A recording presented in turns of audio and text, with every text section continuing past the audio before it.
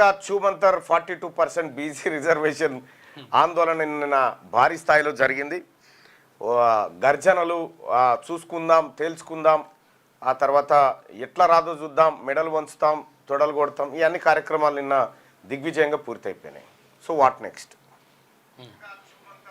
Next ముఖ్యమంత్రి గారు వాపసేనా, లేకపోతే ఇది కేవలం ఇక్కడ ఈ తెలంగాణ రాష్ట్రంలో ఉన్నటువంటి ప్రజల్ని ఇగో చూసిరు కదా మేము ఏ రకమైన పోరాటం చేసినామని చెప్పడానికేనా? నిజంగా ఇందులో వాస్తవం ఉందా?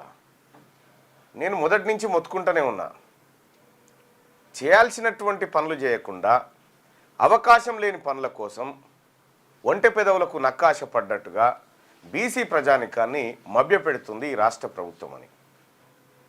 సరే, ఏదో ఒక ఆందోళన అయితే జరిగింది, ఒక చర్చనైతుంది, అంతవరకు ఓకే. కానీ ఎండేంటి దానికి ఎండు నిన్న ముఖ్యమంత్రి గారు చెప్పినటువంటి ఒక మాటను పరిశీలిస్తే మనకు అర్థమవుతుంది. ఇక ఢిల్లీకి రాము, గల్లీలోనే తేల్చుకుంటాం. దీని అర్థం ఏంది? అయిపోయినట్టు ఢిల్లీ పని.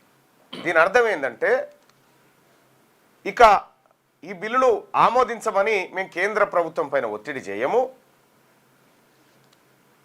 కానీ లోకల్ బాడీ ఎలక్షన్ మాత్రం పోతాం. లోకల్ బాడీ ఎలక్షన్స్కి వచ్చిన తర్వాత నేను ఇదే చెప్తారు, వచ్చిన తర్వాత ఇదే చెప్తారు, మీరు చూడండి అని చెప్పిన కదా, అది ఆనే చెప్పేసారు అనుకో. ఇప్పుడు లోకల్ బాడీ ఎలక్షన్స్కు పోయి ఏం చెప్తారంటే బీసీలకు 42% టికెట్లు ఇవ్వడానికి, 42% రిజర్వేషన్ ఇవ్వడానికి మేము పేగులు దిగేటట్టు అక్కడ కొట్లాడుతుంటే బీజేపీ వాళ్ళు బీసీలను మోసం చేశారు, బీఆర్ఎస్ వాళ్ళు బీసీలను మోసం చేశారంట. ముఖ్యమంత్రి గారు ఇక్కడ పెట్టినటువంటి బిల్లును 100/100 అన్ని పార్టీలు ఆమోదం తెలిపినాయి. చట్టసభలో మద్దతు చేసిన ఈ రెండు పార్టీలు